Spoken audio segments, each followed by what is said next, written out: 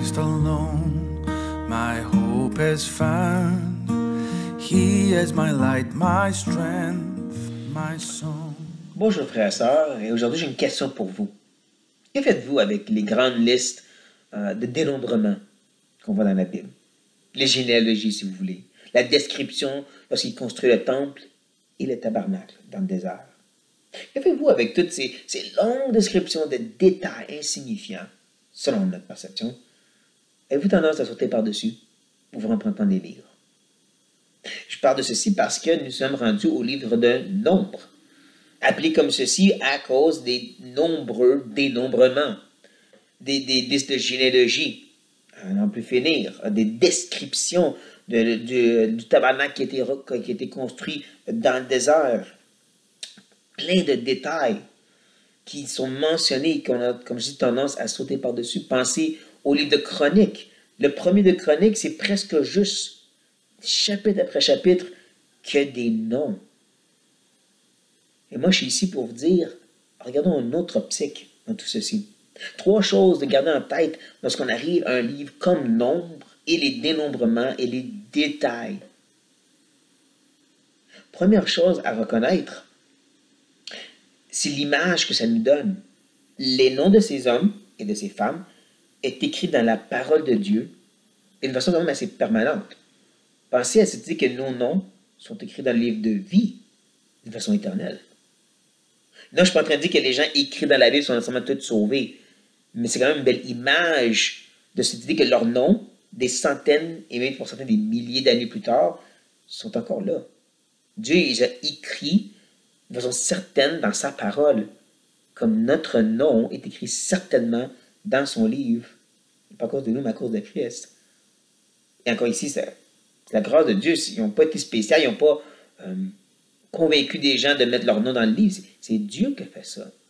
Et donc, je trouve que c'est une belle image de ceci. C'est un bon rappel. Quand tu lis tous ces noms, nos noms sont écrits dans le livre de vie, à cause de Christ. Wow. Deuxième chose. La deuxième chose, c'est d'aller montrer à quel point nous avons un Dieu de détails.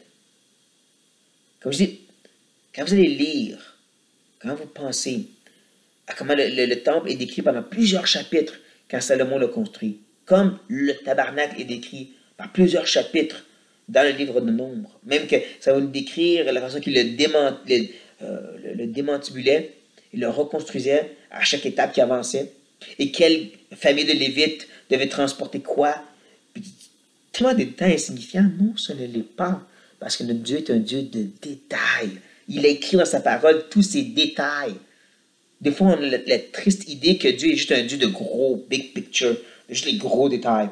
Dieu il est juste intéressé à que tu sois sauvé, puis que tu aies ce travail-là, le reste, c'est entre ton choix à toi. Non. Dieu, il est intéressé dans sa grande providence aux petits détails de la vie. Puis pour moi, ces descriptions le démontrent. Il n'y a rien d'insignifiant pour Dieu. Il n'y a rien. Comme dans nos propres vies. Dans le livre de Dieu, comme ça parle dans le psaume, quand on a des pages que toutes nos vies sont écrites dans ces livres, chaque détail est écrit. Chaque détail est important à Dieu. Notre Dieu est un Dieu de détails. Troisièmement, même si on ne veut pas chercher à faire des généalogies, ils sont clairement contre ça. N'empêche, c'est quand même quelque chose d'intéressant lorsque tu prends le temps de lire ces noms, d'essayer de s'en rappeler, et tu les revois plus tard. Plus tard dans l'histoire, plus tard, quand ça nous parle de telle personne qui le parle de telle personne, tu dis, oh c'était lui ça. Et là, tu comprends, attends, lui, il est rattaché à lui, c'est un gars de Juda, c'est un gars de Lévi, c'est un Lévite, donc. Mais c'est intéressant parce que tu peux voir des fois un Lévite qui était un soldat dans l'armée de David. Les Lévites, c'était pour servir dans le temple. C'est des petites choses comme ça que tu peux voir l'intérêt. Encore plus quand tu arrives dans le Nouveau Testament parce que, peut-être vous avez lu, des fois il y a des noms qui apparaissent dans les évangiles, tu te dis, pourquoi il me mentionne cette personne? Pensez à Simon de Cyrène qui aide Jésus à porter sa croix. Et dans Marc, ça mentionne ses 2 fils. Pourquoi il mentionne ses fils? Mais quand tu arrives dans le livre de Romains, et que tu apprends que Marc probablement est écrit pour des chrétiens romains, et que Romain est écrit des Romains, et que tu trouves le nom Rufus, un des fils de Simon, ça se peut-tu que c'est son fils, justement?